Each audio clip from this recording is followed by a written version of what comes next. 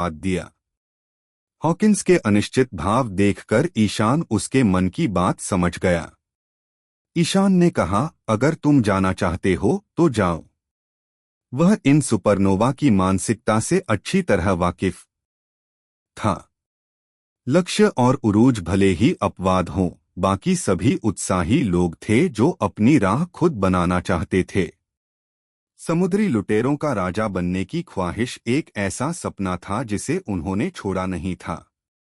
जब वे सचमुच नई दुनिया में दाखिल हुए और उसकी क्रूरता को समझा, तभी उनके नजरिए में बदलाव आया। इयान की बातें सुनकर हॉकिंस ने झिझकना बंद कर दिया और भावशून्यता से सिर हिलाकर विदा ली और चले गए। तो अब केवल आप लोग ही बचे हैं। ईशान ने स्ट्रॉ हैट पायरेट्स को देखा और उसके सिर में तेज दर्द होने लगा। अंकल कुणाल, आपने मेरे लिए एक बड़ी पहेली छोड़ दी है।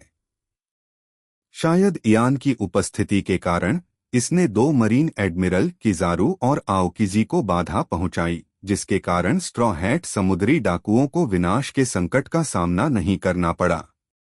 इसके परिणामस्वरूप कुमास का आगमन हुआ, लेकिन पिछली समयरेखा के विपरीत उसने स्ट्रॉ हैट पायरेट्स को नहीं भगाया।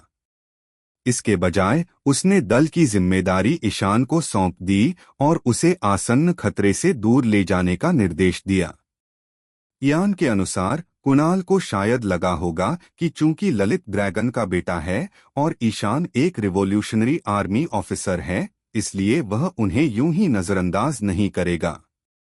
हालांकि अपनी पहचान उजागर होने के खतरे को देखते हुए कुणाल खुद को इसमें और शामिल नहीं कर सकता था, इसलिए उसने जिम्मेदारी ईशान पर डाल दी। हालांकि अब जब कुणाल ने अपनी पकड़ छोड़ दी है तो ईशान के सिर में दर्द होने लगा है। स्ट्रॉ हैट पायरेट्स पर नजर डालते हुए उसने देखा कि स्काइपिया की तुलना में अब 3 नए सदस्य आ गए हैं। उनमें से एक कंकालनुमा संगीतकार ब्रुक था, दूसरा साइबॉर्ग फरहान था और तीसरा असली मिस्टर दो ओकामा बॉनक्ले था।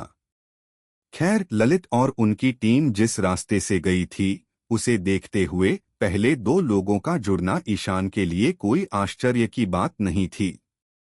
खैर, ओकामा बॉनक्ले का क्या मामला है? जब यह विविधतापूर्ण दल उसे सौंप दिया गया है, तो वह उनका मार्गदर्शन कैसे करेगा? जोरो, ललित और संजय तो संभाले जा सकते हैं, ईशान उन्हें तलवारबाजी और हकी में मार्गदर्शन दे सकता है।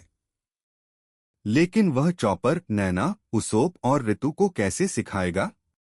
अच्छा, चलो एक एक कदम उठाते हैं। यह सोचकर ईशान ने समूह से कहा, चलो चलें।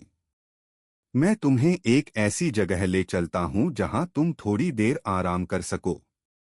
आर्क मैक्सिम के मार्गदर्शन में ईशान ने पहले ही डोरोनी और मैथ्यू को लंगर डालने के लिए एकांत स्थान खोजने का निर्देश दे दिया था, इसलिए अब ईशान ने चालक दल को सबाउडी द्वीपसमूह के मैंग्रोव क्षेत्र से होकर ले गया। इस समय सबाउडी द्वीपसमूह में अराजकता का बोलबाला था। इसकी शुरुआत सुपरनोवा समुद्री लुटेरों के एक समूह द्वारा विश्व कुलीनों के साथ उपद्रव मचाने से हुई, जिसके बाद मरीन एडमिरल्स का हमला हुआ। फिर ईशान ने अपनी शक्ति का प्रयोग किया और सबाउडी द्वीपसमूह के एक हिस्से को तबाह कर दिया। अब पूरा द्वीप अशांत था, पर्यटक जहाजों पर चढ़ने के लिए दौड़ रहे थे और यहाँ तक कि समुद्री डाकू भी ऐसा ही कर रहे थे। स्थानीय निवासियों, खासकर गैरकानूनी इलाकों में रहने वालों ने इस अराजकता का फायदा उठाकर लूटपाट की, जबकि अन्य डर के मारे कांप रहे थे, अपने ठिकानों में दुबके हुए थे, बाहर निकलने से डर रहे थे। इसके परिणामस्वरूप ईशान और उसके समूह को रास्ते में ज्यादा लोगों से सामना नहीं करना पड़ा। क्या यही शकीज बार का रास्ता नहीं है? नैना नेविगेटर होने के नाते स्वाभाविक रूप से दिशाओं के प्रति संवेदनशील थी। चलते हुए उसने देखा कि कुछ गड़बड़ है और खुद को पूछे बिना नहीं रह सकी। हाँ? ईशान ने सिर हिलाया। हम सब वहां जा रहे हैं। मुझे अंकल रे से मिलना है। ललित अचानक उत्साहित हो गया और बोला, तो आप राजीव अंकल को भी जानते हैं? स्ट्रॉ हैट पायरेट्स पहले ही राजीव से मिल चुके थे। ईशान ने ललित की तरफ चिढ़कर देखा, तुम्हें क्या लगता है कि तुम मेरा पीछा क्यों कर रहे हो? अगर ये खास कनेक्शन न होता तो ईशान ललित से कोई फर्क नहीं पड़ता। कुणाल से जो कुछ मिला उसे संभालना अब उसके लिए मुश्किल हो गया था। ब्रुक और फरहान पहले कभी ईशान से नहीं मिले थे और उसके बारे में ज्यादा जानते भी नहीं थे। ललित, नैना और बाकियों को ईशान के साथ बातें करते और हंसते देखकर, यहाँ तक कि चॉपर, जो हमेशा से ही संकोची स्वभाव का था, ईशान के करीब खड़ा देखकर उन्हें यह सब अजीब लगा। फिर भी वे चुप रहे और बस देखते रहे। जैसे ही वे शाकिस रिफ बार पहुंचे, ईशान ने आगे बढ़कर दरवाजा खोला। हाँ, यह ईशान है, छोटे भाई। बार के पीछे व्यस्त शकी ईशान को देखकर खुश हुआ और तुरंत उसका अभिवादन किया। राजीव भी वहां मौजूद थे। ईशान को देखते ही उनके चेहरे पर मुस्कान आ गई और उन्होंने कहा, मुझे पता था कि तुम ही हो। ईशान ने थोड़ा उत्सुक होकर पूछा, राजीव अंकल, क्या आपको पता था कि मैं द्वीप पर था? हाँ, राजीव ने हंसते हुए कहा, एडमिरल किजारू को बहुत से लोग नहीं रोक सकते, जिसने इस बूढ़े आदमी को कुछ परेशानी से बचाया। वाह, कुणाल और राजीव दोनों बहुत आलसी हैं। ईशान ने आंखें घुमाईं, फिर हंसते हुए राजीव के पास गया और उसे गले लगाकर उसकी पीठ थपथपाई। राजीव अंकल, बहुत दिन हो गए। राजीव ने प्रसन्न भाव से इयान के कंधे पर थपथपाया और उसकी प्रशंसा करते हुए बोला, लगता है इतने समय में तुम बहुत आगे बढ़ गए हो। आपकी बेहतरीन शिक्षाओं के लिए शुक्रिया। ईशान ने सहजता से उसकी चापलूसी की। फिर उसने शाकी की ओर मुड़कर अपनी बाहें फैला दी। शाकी, गले लगोगी? साले, शकी का फायदा मत उठा। शकी मुस्कुराया, बैठो। मैंने अभी कॉफी बनाई है या फिर चाय ही पीनी है? यह तो कीमत पर निर्भर करता है। हाँ हाँ। ईशान हंसा और सबको बैठने का इशारा किया। ललित और बाकी लोग तो सहजता से अपनी सीटों पर बैठ गए, लेकिन उरुगे और ट्रैफिगर लक्ष्य स्पष्ट रूप से चौंक गए। ईशान को राजीव का नाम पुकारते हुए सुनकर उनके मन में अचानक एक जुड़ाव सा पैदा हो गया। अरे, क्या वह डार्क किंग राजीव है? उरुगे खुद को रोक नहीं पाया और धीरे से ललित से पूछा। हाँ। ललित हंसा और हाँ में सिर हिलाया। इस खुलासे ने उरुगे और लक्ष्य को काफी संकोची बना दिया। उन्होंने कभी नहीं सोचा था कि इतने साधारण बार में उन्हें एक महान हस्ती का सामना करना पड़ेगा। दूसरी ओर एनेल नीले सागर से जुड़ी बातों से अनभिज्ञ था और उसे डार्क किंग राजीव नाम के महत्व का भी अंदाजा नहीं था। इसलिए वह बिना ज्यादा सोचे समझे यूं ही बैठ गया। राजीव ने समूह को अंदर आते हुए देखा और उसे सही अंदाजा हुआ। उसने अनुमान लगाया कि एनेल, उरुगे और लक्ष्य शायद इयान के साथी थे, क्योंकि अन्यथा उनकी यहां मौजूदगी असंभव लग रही थी। कुछ ताजा अपडेट्स का आदान प्रदान करने के बाद शक्की ने पहल करते हुए ईशान से पूछा, ईशान, क्या तुम यहाँ खास तौर पर मुझे ढूंढने आए हो? हाँ, ईशान ने सिर हिलाया। मुझे सूचना मिली थी कि मरीन एडवार क्षेत्र में इकट्ठा हो रहे हैं और ऐसा लगता है कि इसका संबंध व्हाइटबियर्ड पायरेट्स से है।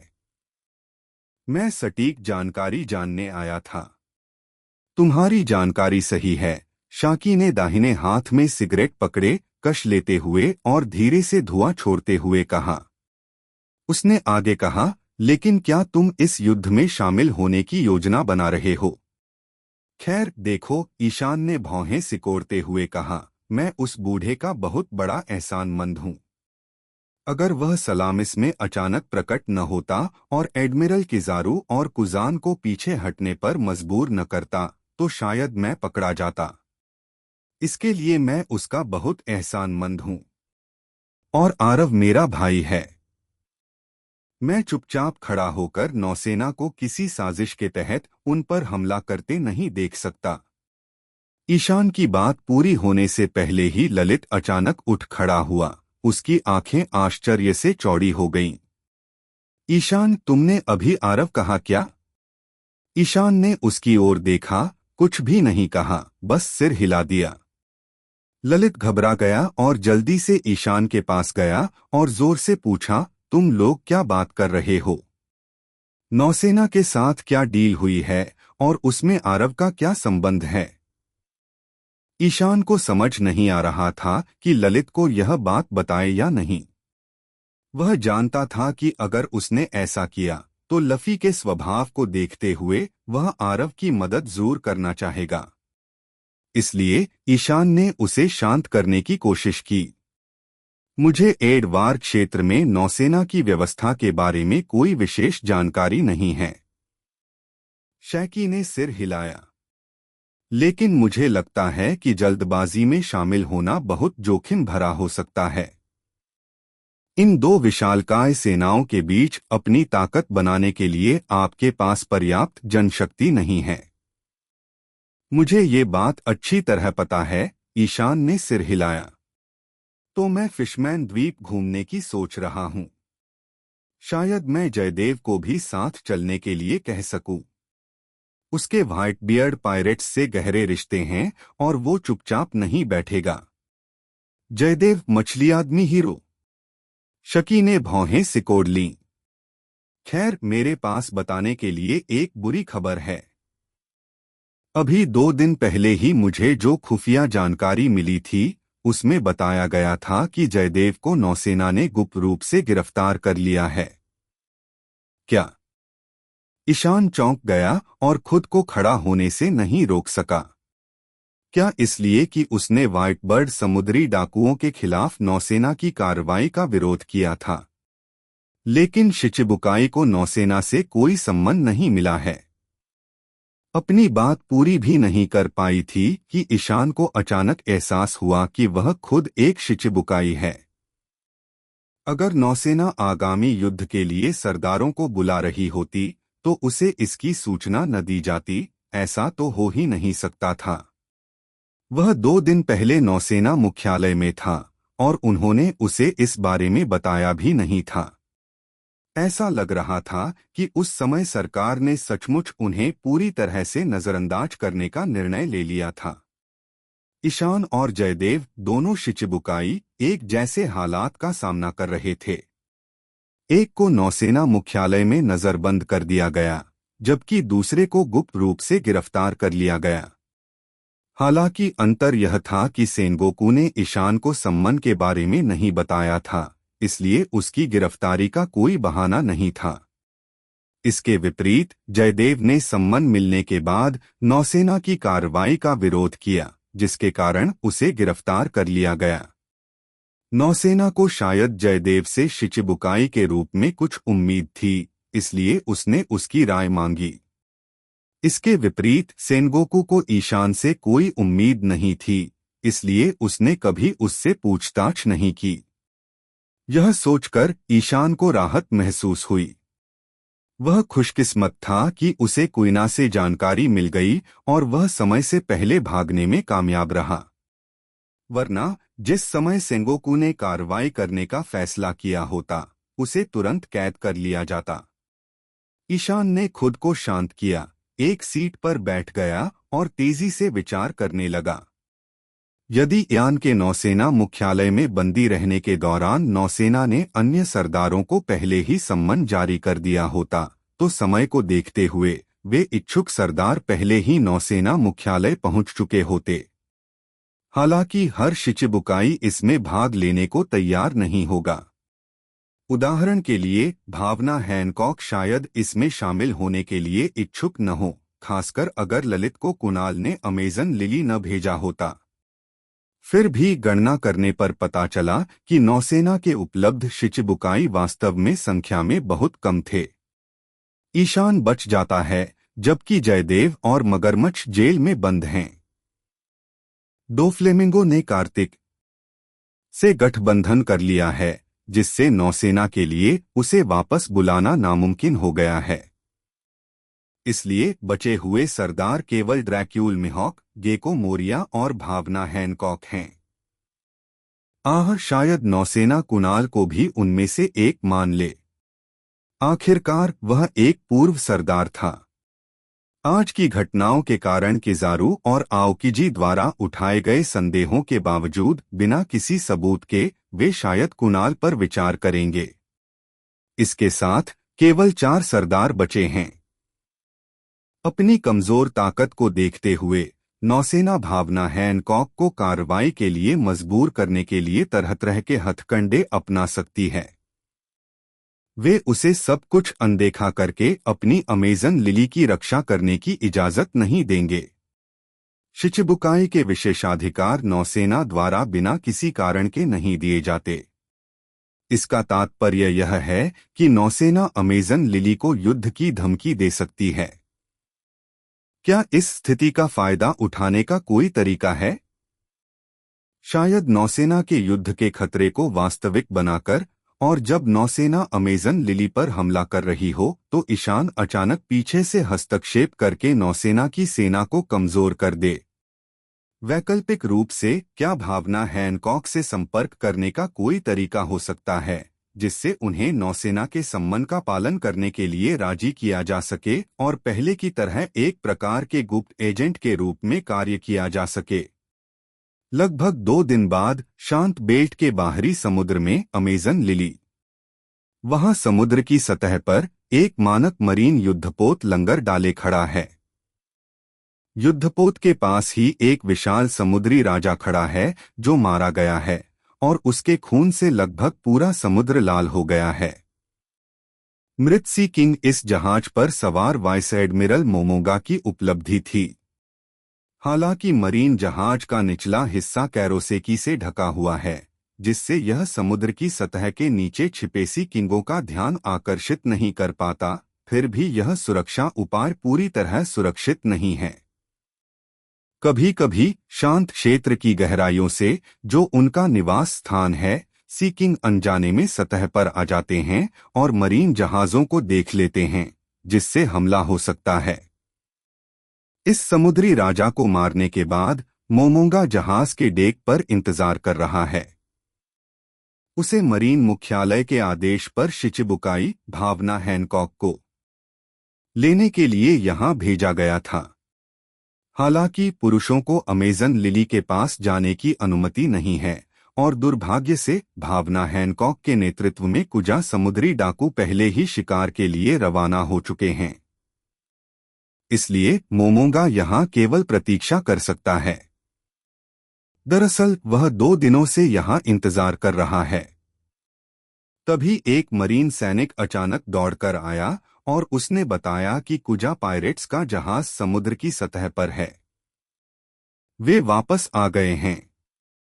मोमोंगा तेजी से खड़ा हुआ, अपनी तलवार पकड़ी और जहाज की रेलिंग की ओर बढ़ा। कुजा पायरेट्स का जहाज, जो अभी भी उन 2 खूंखार समुद्री सांपों द्वारा खींचा जा रहा है, स्पष्ट रूप से मरीन युद्धपोत की ओर बढ़ रहा है। यह स्पष्ट है कि कुजा पायरेट्स ने भी मरीन जहाज को देख लिया है और उसी दिशा में बढ़ रहे हैं। जैसे ही दोनों जहाज पास आए, मोमोंगा ने कुजा पायरेट्स के जहाज की ओर चिल्लाकर कहा, हम तुम्हारा इंतजार कर रहे थे। आखिरकार कुजा पायरेट्स वापस आ गए हैं। मैं मरीन मुख्यालय से वाइस एडमिरल मोमोंगा हूं, तुम्हें वापस लाने के लिए भावना हैनकॉक, शिचिबुकाई में से एक। हमें तुम्हारे अनिवार्य सम्मन को लागू करने का आदेश मिला है। हालांकि मोमोंगा की घोषणा को कुजा समुद्री डाकुओं की महिला योद्धाओं द्वारा उपहास के साथ स्वीकार किया गया। हम अनगिनत बार अपना जवाब दे चुके हैं। दुर्भाग्य से सांप राजकुमारी बाहर नहीं आएगी। तो ये आदमी है? बिल्कुल बेस्वाद इतनी जोर से चिल्ला रहा है। कुजा योद्धाओं को घूरते हुए मोमोंगा ने आगे कहा, शिचिबुकाई को यह सम्मन विश्व सरकार का एक सख्त निर्देश है। इनकार करने का मतलब है समझौते का उल्लंघन। 7 सरदारों की उपाधियां और विशेषाधिकार रद्द कर दिए जाएंगे। भावना हैनकॉक, इस स्थिति में भी तुम आने से इनकार कर रही हो? शायद मोमोनगा की बातें सुनकर भावना हैनकॉक अंततः जहाज के केबिन से बाहर निकली, अभी भी पहले की तरह ही आकर्षक और सुंदर। तो आ गए आप। ऐसे ही दखलंदाज लोग। भावना हैनकॉक जहाज के अगले हिस्से पर खड़ी थीं, एक हाथ कमर पर रखे अपने घने काले बालों को धीरे से संवार रही थीं। मुझे किसी भी युद्ध में हिस्सा लेने में कोई दिलचस्पी नहीं है। हालांकि मुझे उम्मीद है कि आप मुझसे शिचिबुकाई की उपाधि नहीं छीनेंगे और आपके जहाज पर अब जो कुछ भी है वह सब मेरा है। यह सुनकर मोमोंगा खुद को रोक नहीं पाया और बोला, दिवास्वप्न देखना बंद करो। तुम कोई चिड़चिड़ी बच्ची नहीं हो। क्या तुम्हें लगता है कि मैं ऐसी बेवजह की मांग मान लूंगा? हालांकि इससे पहले कि मोमोंगा बोल पाती, भावना हैनकॉक की सुंदरता से मोहित मरीन सैनिकों ने जल्दबाजी में युद्धपोत से सभी मूल्यवान वस्तुओं को ले जाना शुरू कर दिया। मोमोंगा को एक बार फिर गुस्से में इन मूर्ख अधीनस्थों को फटकार लगानी पड़ी। सुनो भावना हैनकॉक, मोमोंगा ने उदास भाव से कहा। अभी 2 दिन पहले व्हाइटबर्ड, एकलव्य न्यूगेट ब्लैकबर्ड टीच द्वारा गंभीर रूप से घायल हो गया था। उसका समय कम हो रहा होगा। मरीन मुख्यालय के एडमिरल अकैनू पहले ही एडवार सीज के एक द्वीप पर व्हाइटबर्ड पायरेट्स बेस को घेरने के लिए एक बेड़े का नेतृत्व कर चुके हैं। उन्होंने व्हाइटबर्ड पायरेट्स के 5वें और 6ठे डिवीजनों को हरा दिया है, जो आजाद होने की कोशिश कर रहे थे। मरीन के लिए यह एक अभूतपूर्व अवसर है। समझौते में उल्लिखित शिचिबुकाई के दायित्वों में कहा गया है कि मरीन और 4 सम्राटों के बीच युद्ध के दौरान आपको बिना शर्त मरीन के आदेश का पालन करना होगा। अगले हफ्ते व्हाइटबर्ड के क्षेत्रों के सभी समुद्री डाकू उसे बचाने आएंगे। मरीन मुख्यालय ने तीनों एडमिरलों को अग्रिम पंक्ति में इकट्ठा किया है, जो पूरे व्हाइटबर्ड पायरेट्स का सामना करने की तैयारी कर रहे हैं। अब आपके पास केवल 2 विकल्प हैं, या तो सम्मन का पालन करें या अपनी शिचिबुकाई उपाधि से वंचित हो जाएं। लेकिन मैं विश्व सरकार से घृणा करता हूं और उनकी आज्ञा मानने से इनकार करता हूं, भावना हैनकॉक ने दयनीय भाव से कहा। फिर भी मुझे अपनी उपाधि बहुत प्रिय है और मैं इसे खोना नहीं चाहता। यह कैसा रहेगा? समुद्र में मरीन जहाज के साथ मेरी एक अजीबोगरीब दुर्घटना हो जाती है, जिससे वह पूरी तरह नष्ट हो जाता है। यह बात सुनकर मोमोंगा तुरंत घबरा गया। हालांकि इससे पहले कि वह कुछ प्रतिक्रिया दे पाता, भावना हैनकॉक ने अचानक अपने हाथों को अपनी छाती के सामने बांध लिया और मरीन युद्धपोत की ओर गुलाबी रोशनी के संकेंद्रित वृत्तों का उत्सर्जन किया। मेरो मेरो मधुर। भावना हैनकॉक की हरकत देखकर मोमोंगा को तुरंत खतरे का एहसास हुआ और उसने तेजी से अपनी तलवार निकाली और उसे अपनी जांघ में घोंप लिया। दर्द ने उसे पत्थर बनने से तो बचा लिया, लेकिन उसके पीछे खड़े मरीन इतने भाग्यशाली नहीं थे। भावना हैनकॉक की खूबसूरती पर मोहित होकर वे सभी पत्थर की मूर्तियों में तब्दील हो गए। मोमोंगा ने अपने पीछे खड़े भयभीत सैनिकों की ओर देखते हुए कहा, ऐसे मूर्ख, दर्द का इस्तेमाल करके ध्यान भटकाना, तुम बहुत चालाक हो। भावना हैनकॉक मोमोंगा के सामने खड़ी थी। लेकिन अब तुम ही बची हो। क्या तुम डटे रहना चाहती हो? 1 और 0 ये अलग अलग हैं। मोमोंगा ने कड़वाहट से जवाब दिया। जैसी आपकी इच्छा। भावना हैनकॉक जाने के लिए मुड़ी। हालांकि उसी समय मोमोंगा ने भावना हैनकॉक से कहा, मैं समय सीमा तक इंतजार करूंगा। मैं खाली हाथ नहीं लौटूंगा। अगर आप 2 दिन में नहीं आएंगी, तो इसका मतलब है कि समझौता टूट गया है। भावना हैनकॉक ने उसकी तरफ देखा, लेकिन कुछ नहीं बोली। वह कुजा समुद्री लुटेरों के साथ उनके द्वीप की ओर चली गई और मोमोनगा को युद्धपोत पर अकेला छोड़ गई। उसके पास बस डरे हुए मूर्ख मरीन सैनिकों का एक समूह ही था। अमेजन लिली के गढ़ में वापस लौटने पर भावना हैनकॉक का पहला कार्य स्नान करना था। यद्यपि ईशान ने उसकी पीठ पर गुलामी का निशान मिटा दिया था, लेकिन उसकी पुरानी आदतों के कारण उसे आंतरिक शहर में कड़ी निगरानी रखनी पड़ती थी। जब गर्म पानी ने भावना हैनकॉक के शरीर को ढक लिया, तो उसने संतोष से आह भरी, फिर आराम से इस दुर्लभ क्षण का आनंद लिया। हालांकि उसी क्षण उसे अचानक एक हल्की सी टपकने की आवाज सुनाई दी। कौन है वहां? भावना हैनकॉक तुरंत सतर्क हो गईं। जब वह नहा रही थीं, तो 2 मील के दायरे में कोई नहीं होना चाहिए था। हालांकि जब उसने आवाज की तरफ मुड़कर देखा, तो उसे हैरानी हुई। एक जानी पहचानी शख्सियत पूल के एक कोने में दुबकी हुई उसे घूर रही थी। उसकी नाक के नीचे से लाल तरल पदार्थ टपक रहा था। मैं ईशान। चेहरा पहचानते ही भावना हैनकॉक अचानक अचंभित हो गईं। सीने पर तौलिया ढकते हुए उनके गाल लाल हो गए और वे हकलाते हुए बोली, तुम यहाँ क्या कर रहे हो? ओह! ईशान ने अपनी नाक पोंछी, थोड़ा असहज महसूस कर रहा था। मैं तुम्हें ढूंढने आया था।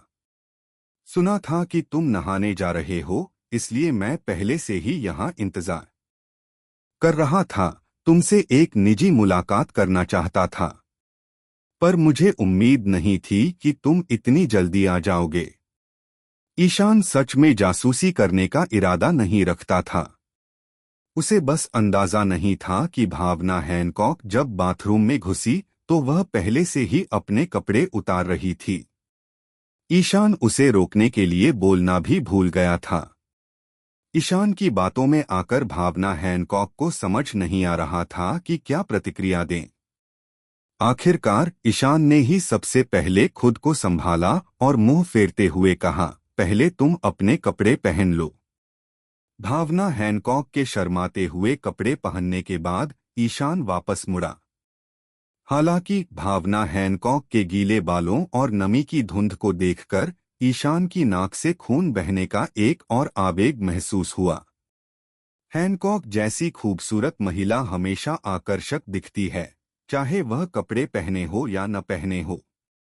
थोड़ा असहज माहौल शांत होते ही भावना हैनकॉक को अचानक याद आया और उन्होंने उत्सुकता से ईशान से पूछा, कुछ दिन पहले जब मैं समुद्र में थी, तो मैंने खबर सुनी कि मरीन मुख्यालय ने तुम्हारी शिचिबुकाई उपाधि रद्द कर दी है। क्या यह सच है? हाँ, यह है, ईशान ने सिर हिलाया। वे ऐसा क्यों करेंगे? भावना हैनकॉक ने गुस्से से कहा। क्या यह अनिवार्य सम्मान की वजह से है? ईशान ने कंधे उचकाते हुए कहा, इसमें कोई आश्चर्य की बात नहीं है। जैसा कि आप जानते हैं, शिचिबुकाई का मेरा दर्जा अजीबोगरीब परिस्थितियों में मिला था। शुरुआत में सेनगोकू शिचिबुकाई के रूप में मेरी नियुक्ति के सख्त खिलाफ थे। हालांकि सेलेस्टियल ड्रैगन्स के दबाव के कारण उनके पास सहमत होने के अलावा कोई विकल्प नहीं था। और अब उस दबाव के अभाव में वह मेरे जैसे, जो व्हाइट बियर्ड पायरेट्स से गहराई से जुड़ा हुआ है, शिचिबुकाई के पद पर कैसे बने रहने दे सकते थे। जहां तक समन आदेश की बात है, तो वह मुझे पहले कभी मिला ही नहीं था। भावना हैनकॉक समझ गई। ऐसा लग रहा था कि मरीन ने सीधे ईशान को नजरअंदाज कर दिया था। तो आप इस समन ऑर्डर के लिए यहां आए हैं? भावना हैनकॉक ने पूछा। ईशान ने सिर हिलाया। हाँ, मैंने अमेजन लिली के बाहर वाइस एडमिरल मोमोगा का युद्धपोत देखा है। आपने जरूर उनका बुलावा ठुकरा दिया होगा, है ना? हाँ, भावना हैनकॉक ने जवाब दिया। अमेजन लिली एकांत में है। वाइंड बेल्ट में किसी के लिए भी वहां पहुंचना मुश्किल है। इसलिए मैं नहीं चाहती कि मेरा देश इस आयोजन में शामिल हो। ऐसा मत सोचो। ईशान ने सिर हिलाया। अगर तुमने सचमुच समन ठुकरा दिया तो अमेजन लिली को बाद में मुश्किलों का सामना करना पड़ सकता है। मरीन्स को अभी परवाह नहीं होगी, लेकिन वे अंततः तुम्हारे पीछे पड़ जाएंगे। तो आपका कहना यह है कि मुझे यह सम्मान स्वीकार कर लेना चाहिए? हाँ। ईशान मुस्कुराया। क्या तुमने कभी सुना है कि कुछ न करने पर भी पैसे मिलते हैं? उम्मीद है तुम इस सम्मान को स्वीकार करके मेरी मदद करोगे। अप्रत्याशित रूप से ईशान के ऐसा कहने के बाद भावना हैनकॉक अचानक शर्मा गईं और उत्सुकता से बोली, अगर इससे आपको मदद मिलती है तो मैं यह करने को तैयार हूं। ईशान दंग रह गया। भावना हैनकॉक ने उस क्षण जो आकर्षण दिखाया वह अप्रतिरोध्य था। बेमिसाल खूबसूरती होने के बावजूद उसकी परिस्थितियां उसे भावनात्मक रूप से एक नेकदिल युवती की तरह भोली भाली बनाए रखती थीं। यह बिल्कुल विपरीतता निस्संदेह मनमोहक थी। ईशान ने मन ही मन दोहराया, जो काम हाथ में है उस पर ध्यान दो, जो काम हाथ में है उस पर ध्यान दो। अंततः उसने अपने विचारों को शांत किया, भावना हैनकॉक को पास आने का इशारा किया और चुपचाप उसे निर्देश देने लगा। जैसे जैसे रात हो रही थी, अमेजन लिली के बाहर तैनात मोमोगा अपनी भूख मिटाने के लिए समुद्री राजाओं के मछली जैसे मांस को चबाने के लिए संघर्ष कर रहा था। जहाज पर मौजूद सभी मरीन पत्थर में बदल चुके थे, इसलिए मोमोगा के लिए खाना भी मुश्किल हो रहा था। वह 2 दिन तक यहीं रुकना चाहता था ताकि देख सके कि भावना हैनकॉक अंत में नरम पड़ती है या नहीं। हालांकि उन्होंने यह अनुमान नहीं लगाया था कि ठीक उसी समय मोमोनगास डेन डेन मुशी अचानक बजने लगा। क्षण भर के लिए हैरान हुए मोमोनगा ने तुरंत प्रतिक्रिया व्यक्त की और कॉल का उत्तर दिया। जैसी कि उम्मीद थी, दूसरी तरफ भावना हैनकॉक की आवाज थी। भावना हैनकॉक ने आखिरकार अपना मन बदल लिया। हालांकि उन्होंने एक शर्त रखी कि वह इस सम्मान को एक शर्त पर स्वीकार करेंगी। वह पूर्व सरदार जयदेव से मिलने इम्पेल डाउन जाना चाहती थीं। उसका तर्क यह था कि वह और जयदेव ड्रेसरोसा में एक साथ लड़े थे और एक दूसरे के मित्र होने तथा दोनों के पूर्व सरदार होने के कारण उसने जयदेव से मिलना उचित समझा।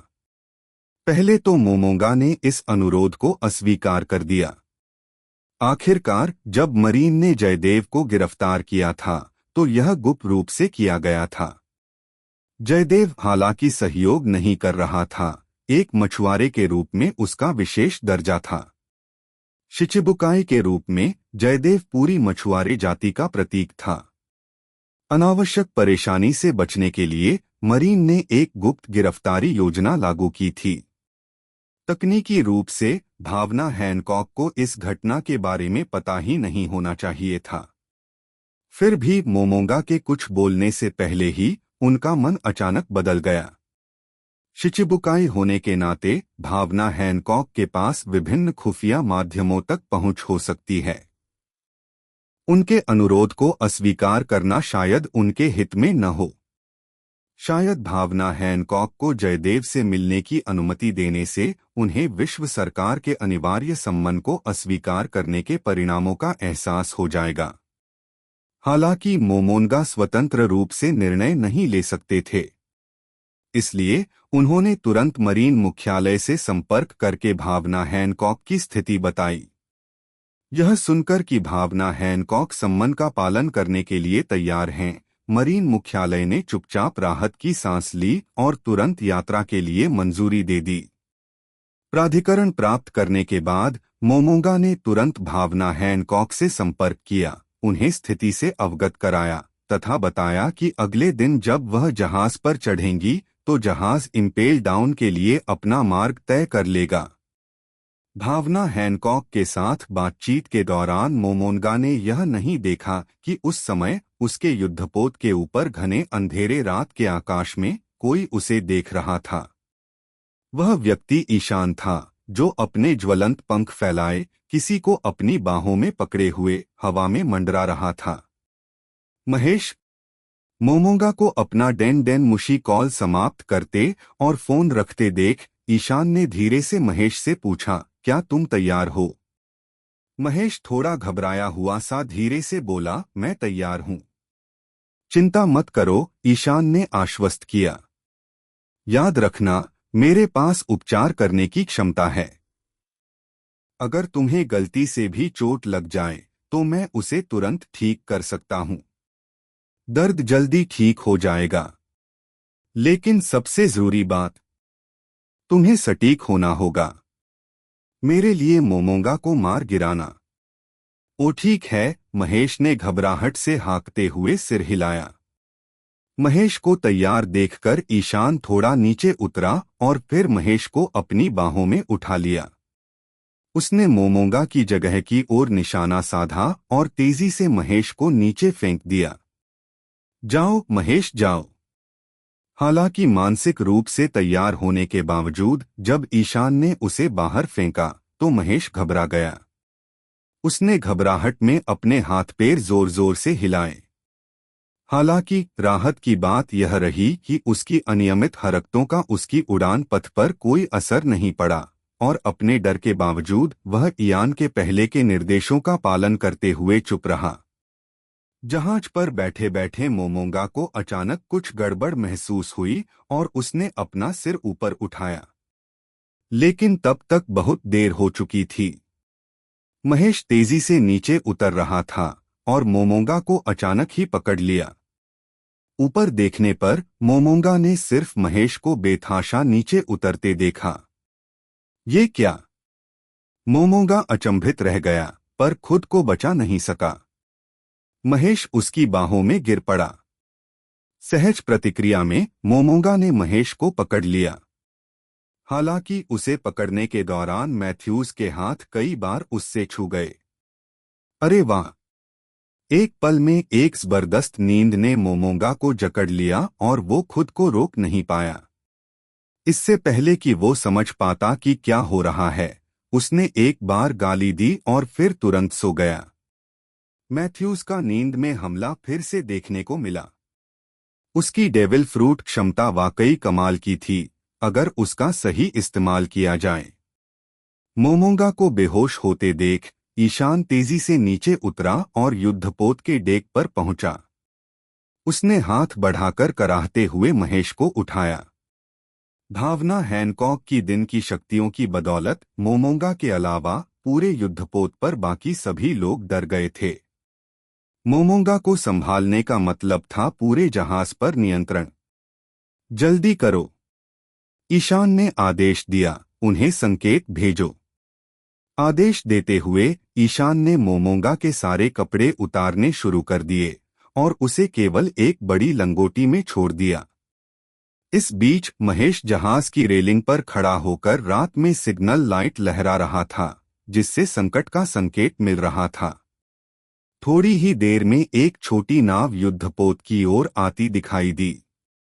उस छोटी नाव में स्ट्रॉ हैट पायरेट्स के फरहान और एक अन्य व्यक्ति बेंथम सवार थे। जैसे ही बेंथम जहाज पर चढ़ा, ईशान ने बेहोश मोमोंगा की ओर इशारा करके बेंथम को कार्रवाई करने का संकेत दिया। यह देखो। बेंथम ने अपना दाहिना हाथ बढ़ाया और वाइस एडमिरल मोमोंगा के चेहरे पर दबाया। थोड़ी देर छूने के बाद उसने मोमोंगा को छोड़ दिया और फिर अपने बाएं हाथ से अपना चेहरा पोंछ लिया। अगले ही पल कुछ अनोखा हुआ। बेंथम का पूरा चेहरा तुरंत वाइस एडमिरल मोमोनगास की हूबहू प्रतिकृति में बदल गया, हर विवरण में एक जैसा। मिशन पूरा हुआ। ईशान खुद को संतुष्ट होकर हंसने से नहीं रोक सका। मरीन के इस वाइस एडमिरल का क्या हुआ? बेंथम ने बेहोश मोमोंगा की ओर इशारा करते हुए पूछा। क्या हमें इससे छुटकारा पा लेना चाहिए? नहीं, यह वाइस एडमिरल मोमोंगा असल में बुरा इंसान नहीं है। ईशान ने सिर हिलाया। चलो अभी उसे छोड़ देते हैं। हालांकि उसके जागने के बाद हम अपनी योजनाएं नाकाम करने का जोखिम नहीं उठा सकते। चलो शांत बेल्ट में एक छोटा सा द्वीप ढूंढते हैं और उसे वहीं छोड़ देते हैं। अपनी वाइस एडमिरल वाली ताकत से वह बच तो जाएगा। ठीक है, फरहान ने नंगे मोमोंगा को देखते हुए कंधे उचका दिए। मैंने हमेशा सोचा था कि मैं अजीब हूँ, लेकिन पता चला कि आप उससे भी ज्यादा तीव्र हैं।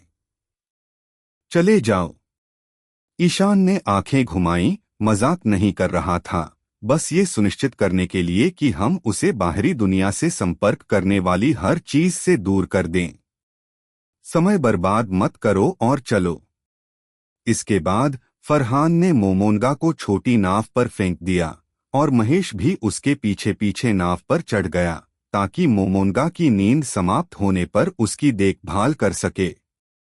उनके जाने के बाद ईशान ने बेंथम की ओर रुख किया, जो अब मोमोंगा की मरीन वाइस एडमिरल की वर्दी पहने हुए था।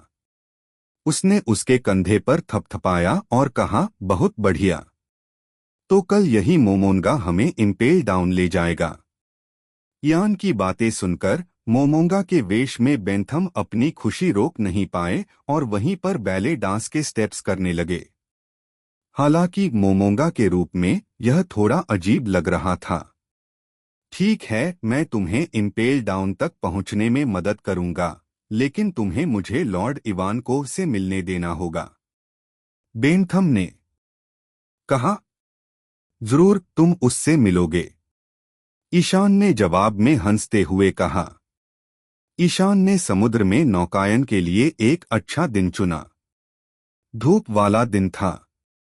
ऐसे मौसम में आसमान गहरा नीला दिखाई देता था और बीच बीच में उमड़ते बादल दृश्य को और भी सुशोभित करते थे। असीम समुद्र को निहारना और समुद्री हवा के हल्के झोंकों को महसूस करना लोगों को सुकून और खुशी का एहसास कराता था। जब ईशान नाव चलाते चलाते थक गया तो उसने मछली पकड़ने वाली नाव के छोटे पाल खोल दिए और समुद्री हवा के झोंके को आगे बढ़ने दिया।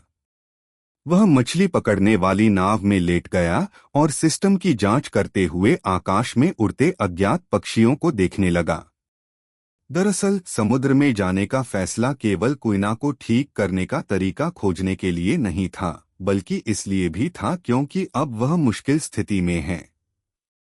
सिस्टम का एट्रीब्यूट इंटरफेस खोलकर आप देख सकते हैं कि ईशान का वर्तमान स्तर अब वह स्तर 5 है। यह अनुभव उसे फ्रॉस्ट मून विलेज में जोरो के साथ 6 साल के निरंतर अभ्यास से प्राप्त हुआ है। जोरो का लाभ उठाकर ईशान ने अपने नेन का उपयोग करना अधिक सीखा और उसने जोरो की तुलना में अपनी तलवारबाजी के प्रशिक्षण में अधिक समय बिताया। इस लंबी अवधि में उन दोनों ने कई लड़ाइयां लड़ी हैं और ईशान ने अधिकांश लड़ाइयां जीती हैं। हार की तुलना में जीत ज्यादा होने का कारण यह था कि जोरो वाकई बहुत प्रतिभाशाली था। इन कुछ सालों में उसने अपनी तलवारबाजी में वाकई महारत हासिल कर ली थी। हालांकि शुरुआत में वह केवल तोरागारी, बाघ शिकार और उशीबारी बैल की सुइया ही इस्तेमाल कर पा रहा था, फिर भी ईशान ने अपनी तलवारों पर नेन की शक्ति महसूस की। बेशक इस दुनिया के शब्दों में यह हकी का उतार चढ़ाव था। इन दो चालों से जोरो ने धीरे धीरे अपनी आंतरिक शक्ति पर नियंत्रण कर लिया था, इसलिए कुछ समय के लिए ईशान भी उसके 2 वार ही झेल पाया। अगर वह पर्याप्त सावधान नहीं रहा तो जोरो उसे हरा सकता था। जोरो की ताकत थोड़ी बढ़ गई थी। जब ईशान ने उसे हराया तो उसे थोड़ा और अनुभव मिला। कहा जा सकता है कि ईशान आज जिस मुकाम पर पहुंचा है वह पूरी तरह से जोरो की हार का ही योगदान है। हालांकि जब ईशान 5वें स्तर पर पहुंचा तो उसने पाया कि जोरो को हराने से भी उसे कोई अनुभव नहीं मिलेगा। ऐसा लगता है कि सिस्टम एक ही प्रतिद्वंद्वी पर ज्यादा अनुभव हासिल करने में असमर्थ है।